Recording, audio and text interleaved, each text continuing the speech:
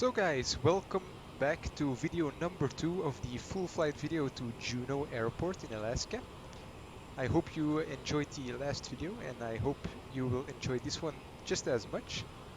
So we're not too far away from our top of descent, so this seems like a pretty good time to start briefing ourselves for the arrival into Juneau. So let me take Navigraph for you guys so you can follow along with me. And like I said in the previous video, there isn't an arrival for this airport, so we are going to go straight to the approach for the runway, which is the RNAV Victor for runway 08 from SSR, the Sisters Island VOR. Yeah, as you can see, pretty straightforward approach. From SSR we are going to Nimli, Augimi, Mene, and then Mulry, I guess. That's how you pronounce it. Our altitude at Ogimi will be 34,100 feet. Then to our final altitude of 2,700 feet, and then we'll just descend towards the runway to our minimum altitude of, it seems to be, let's see, 1880 feet should be good. Yeah, we'll probably at somewhere around here, if we already have visual with the runway, we'll just fly towards it visually. So we'll do a visual approach instead of following the RNAV flight plan. So yeah, missed approach procedure, climb left turn to 9,000 feet, direct to Mux, and on track 281 to chill and hold. Continue climb and hold to 9,000, so pretty simple as well. Climb to 9,000 and then to Mux and then to chill, where we'll be holding, but to be honest that chance is quite unlikely. So yeah, that's everything you need to know for the approach, and as for the ground chart, we'll vacate to the left of the runway and taxi to the terminal control area, right here. And depending on the visibility at the airport, it should be quite a nice approach with all of the water surrounding the airport, so I'm definitely looking forward to that. As you can see, we're getting quite close now.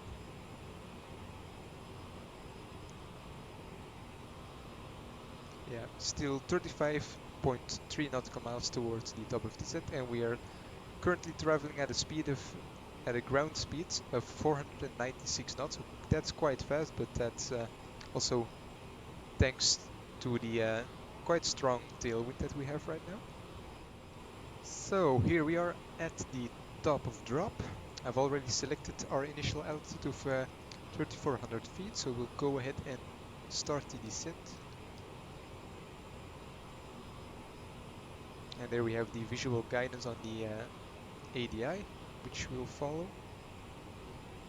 And we can reduce the thrust a little bit.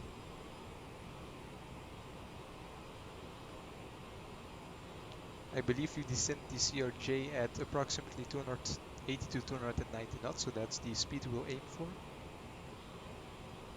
And we'll also put the seatbelt sign back on because it's getting a little bit bumpy now.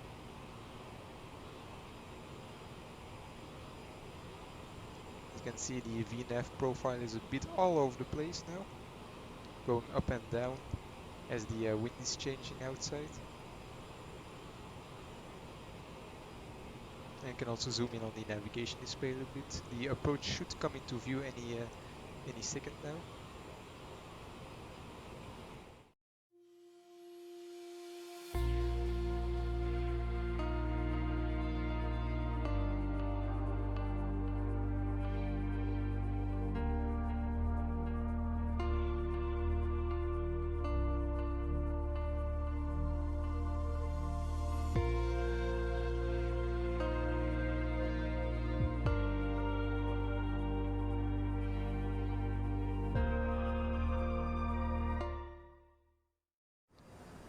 So there we go, 10,000 feet. Speed has to be reduced to 250 knots by this point. And I'll also go ahead and turn on the landing lights again. Yeah, we're about to take a dive into the clouds, so hopefully we'll get below the clouds soon enough so we can actually see the airport, because doing a visual approach without seeing the airport is kind of difficult. But yeah, Also, it should be quite handy to actually reduce the throttle instead of just selecting the desired speeds. So by this point, altimeters have been set, and for some reason we have an ice warning, but we barely touched that cloud, so I don't know what's up with that. So yeah, we're already below 10,000 feet and still at 280 knots, so shh, don't tell anyone. It will be our little secret to ATC.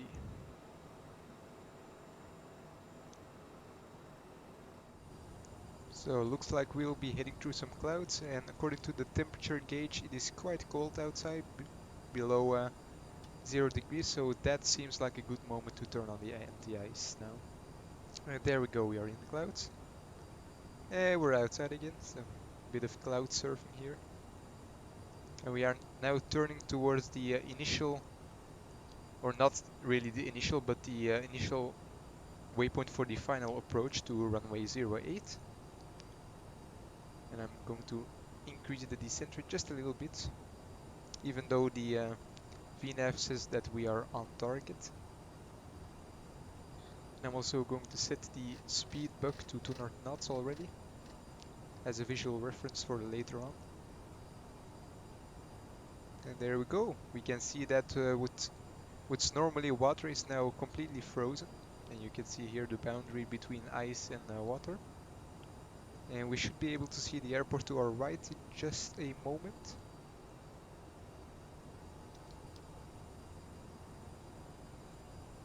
And I'm also already going to set the altitude to 2,700 feet.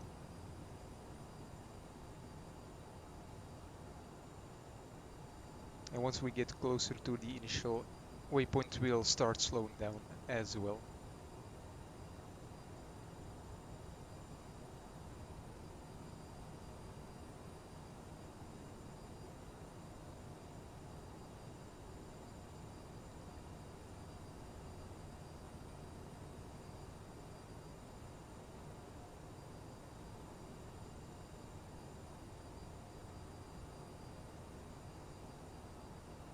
Okay, time to slow down to 200 knots. And we are now turning towards runway 08. First notch of flaps can go out. And I do not have a visual of the runway just yet. But the airport should be over there where you can see the white lights, the strobe lights. So there we go. And now I can reduce the, or you know what, the altitude has already been catching. So that's good. Next notch of flaps as we're getting closer to the airport.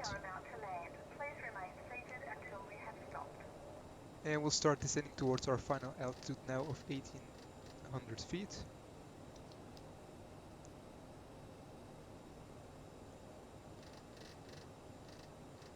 And we'll reduce the speed to 180 knots for now.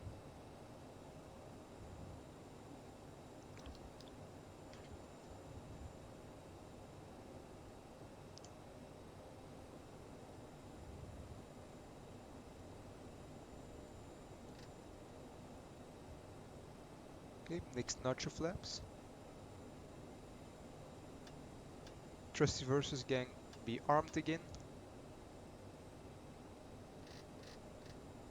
Next speed is 270 knots.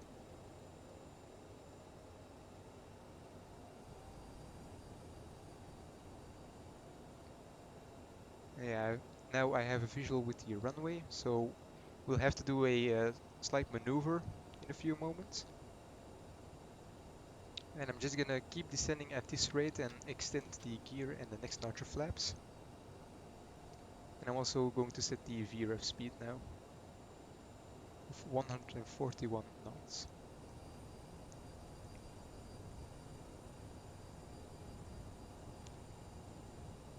And then lastly the final notch of flaps, so we are configured nice and early, because I'll have my hands full with maneuvering this aircraft towards the runway. Speed is getting below the VREF.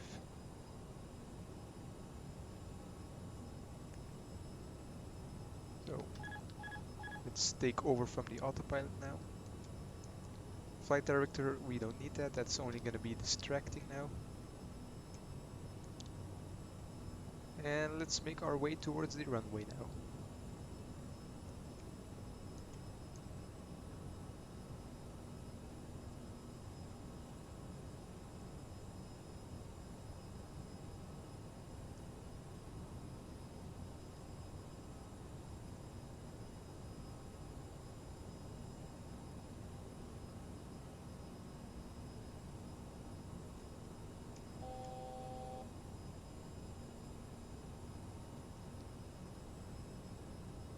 So there we go, we are nice and stable on the approach.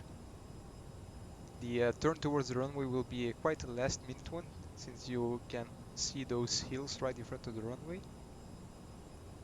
But that obviously makes the approach just a little bit more interesting. Altitude seems to be good for now. There are no PAPI lights to guide us in at this airport apparently. So we'll just have to hope for the best, I guess. Also, before landing checklist, flight attendant has been advised passenger signs are on, thrust reversers armed, landing gear down, 3 green, and flaps are full. Before landing checklist complete, we are ready to land. So right now we are a bit high for this approach. 1000. Checked.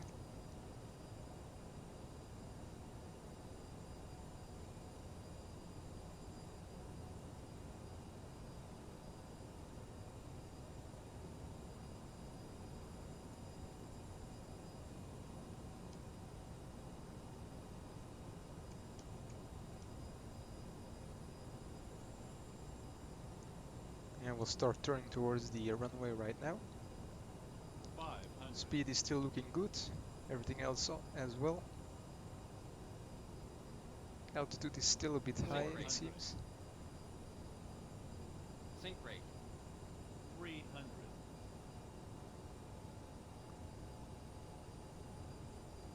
200. Sync rate.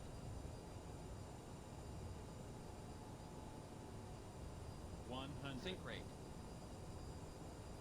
50. 40. 30. 20.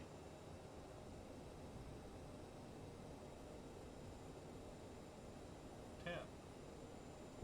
And we are down. Reverses are out and speed brakes as well, decelerating.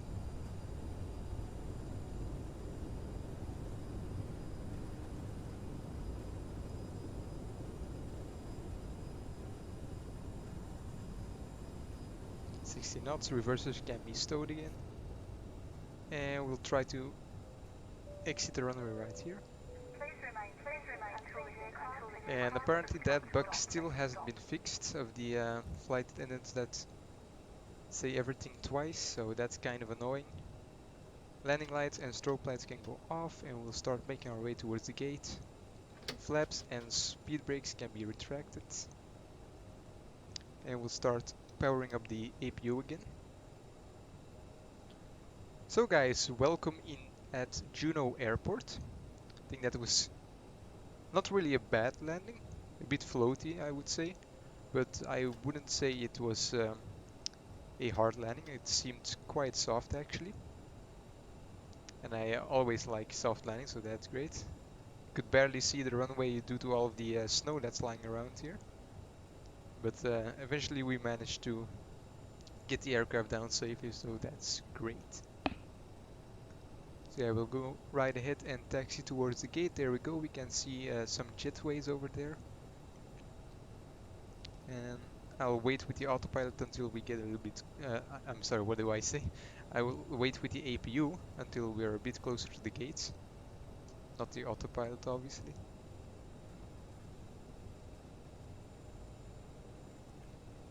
And we'll make a right onto the next intersection, which is Charlie 1. Slow down a little bit for this turn. And now seems like a good time to start the APU.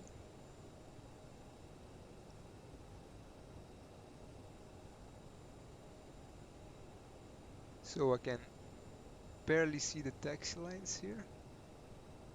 So I guess we'll just make our way towards that gate right there. Seems pretty good. And right here should be good. There we go. Parking brake is set, the APU is available. So engines can be turned on, off now. And there we go, the aircraft will start beeping at us quite a lot. Fuel pumps, we no longer need those. Passenger signs, they can go off so the passengers can get up from their seats. Probes are off, so yeah, let's do the after landing checklist. APU is on, transponder radar is set, flaps are up and 0. Lights and strobes are set, beacon can be turned on, probes are off. Also the nose wheel steering can go off now as well. So yeah, I'm just gonna keep it at that. We can open the doors of the aircraft. And we can put the chocks back in place. We don't need the APU or anything, just... So yeah, here we are in Juneau, which is an airport I've never flown to before, but it's quite interesting if I'm being honest. Yeah, let's take a look at Projectfly here to see what the landing rate was. Hope it was good. Oh, 116 feet per minute on touchdown, so that's not terrible, but it seemed a bit softer to me, but yeah, not really the most accurate representation, I guess. So guys, that's going to be it for this video. If you enjoyed it, be sure to like the video, and if you haven't already, don't forget to do a touch and go on that subscribe button as well, and the bell icon right beside it. Questions, requests, and comments are more than welcome in the comment section below, or just reach out to me on my Instagram, whatever works for you. And for now, I'll see you guys in the next one. Bye.